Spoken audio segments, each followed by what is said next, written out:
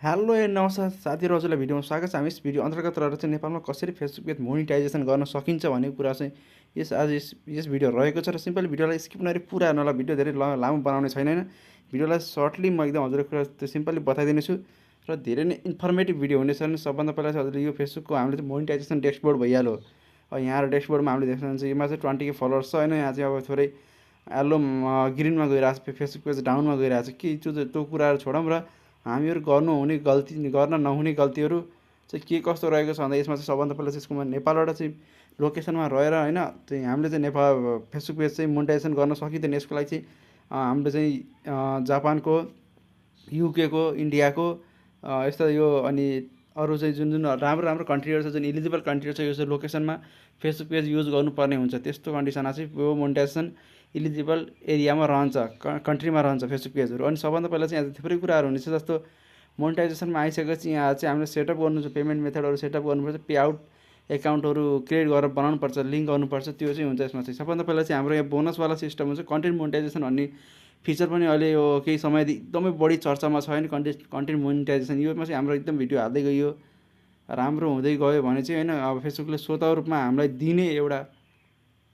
Earning गर्ने source हो, एउटा कन्टेन्ट मोनिटाइजेसन। त्योबाट जस्तो हाम्रो कुनै पनि पोस्ट गऱ्यौँ, कुनै पनि भिडियो पोस्ट गर्नु, फोटो हाल्नु, हरेक हामीले जुनसुकै पोस्ट गरे पनि अर्निङ हुने सोर्स भनेको नै content monetisation policy, content monetisation section हो।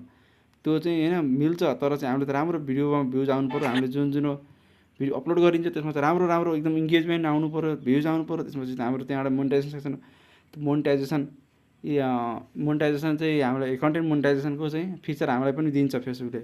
सो त्यसमा अनि चाहिँ यस्तरी हुन्छ। अनि जस्तो हामीले अब यसमा चाहिँ यो भयो कन्टेन्ट प्रोफेसनल डेस्कबोर्डमा जाने, प्रोफेसनल डेस्कबोर्डमा गएर चाहिँ हामीले के कुरा ख्याल गर्नुपर्छ भनेपछि हाम्रो लोकेसन राम्रो कन्ट्रीको रहोस्, जस्तो हाम्रो कुनै इन्डियाको, युकेको, जापानको जुन इलिजिबल कन्ट्री छ त्यसको लोकेसन रहनु पऱ्यो, आफ्नो फेसबुक पेज त्यो कन्ट्रीमा रहनु पऱ्यो, लगइन हुनु पऱ्यो।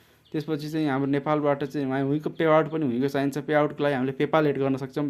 उहीँ जापानको, इन्डियाको अनि यो जुन चाहिँ अहिले जुन टर्की, यिनीहरू कन्ट्री जुन फेसबुक मोनिटाइजेसन इलिजिबल भएको कन्ट्रीहरूको चाहिँ एकाउन्टहरू लिङ्क गरेर चाहिँ मजाले पेमेन्ट लिन सकिन्छ। त्यहाँदेखि हामी नेपाली रूपमा लिनु छ भने चाहिँ आफ्नो फेसबुक पेजलाई साथीलाई दिने, आफ्नो बाहिरी कन्ट्रीमा रहेको साथीलाई दिएर हामीले चाहिँ यहाँ नेपाली पेपाल एकाउन्ट चाहिँ लिङ्क गरेर चाहिँ पेपालमै पेमेन्ट लिन सकिन्छ। पेमेन्टलाई चाहिँ अनि चाहिँ पेपालको मनी एक्सचेन्ज गरेर चाहिँ हामीले नेपाली एकाउन्टमा विथड्र लिन सकिन्छ, ब्याङ्क एकाउन्ट हुँदै, नेपाली वालेट हुँदै। सो त्यो एउटा मेथड छ मोनिटाइजेसन गरेर। अनि चाहिँ यसमा चाहिँ हामीले के गर्नुपर्छ भने हामीले चाहिँ कुनै पनि अडल्ट कन्टेन्टहरू हाल्नु हुँदैन र यसमा चाहिँ धेरै नै धेरै कुराको चाहिँ ख्याल गर्नुपर्छ। अनि यहाँ चाहिँ हामी चाहिँ जस्तो स्टारको छ, मलाई स्टारको टुल्स मिलेछ भने अब यहाँ चाहिँ यो पेजमा है।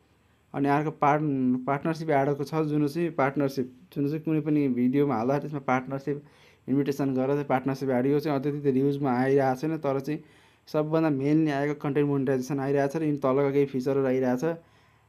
यिनीहरू चाहिँ हामीले चाहिँ एडन्स रिल्सहरू पनि यिनीहरूले नै इन्भाइट गर्ने हो। यो एडन्स रिल्सलाई पनि यिनीहरूले इन्भाइट गर्ने हो, सरी मोनिटाइजेसन जाम र यहाँ थोरै तलाम र एडन्स रिल्सलाई पनि यो फेसबुकले नै इन्भाइट गर्ने, बोनसलाई नै उसैले इन्भाइट गर्छ। यो क्राइटेरिया चाहिँ हामीले नै पुरा गर्नुपर्छ। यसको पनि क्राइटेरिया, सब्सक्रिप्सनको पनि क्राइटेरिया हामीले पुरा गर्नुपर्छ। हाम्रो भिडियो हाल्दै गरेर भनेको टाइममा हामीले फलोवर्सहरू पुऱ्याउन सकियो भने चाहिँ त्यो सबै कुरा चाहिँ फिचरहरू हाम्रोमा टुल्सहरू दिन्छ।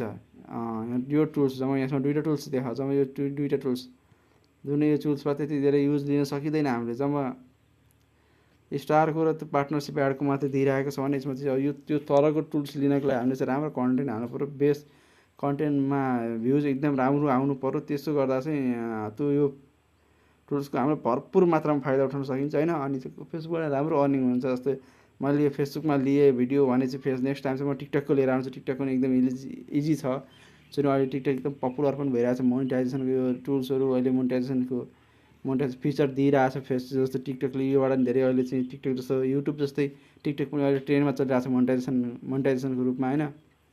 सो मोनिटाइजेसन गरेर पैसा अर्निङ गर्ने चाहिँ अहिले टिकटक पनि बहुत ट्रेन्डमा चलिरहेको छ नेपालमा।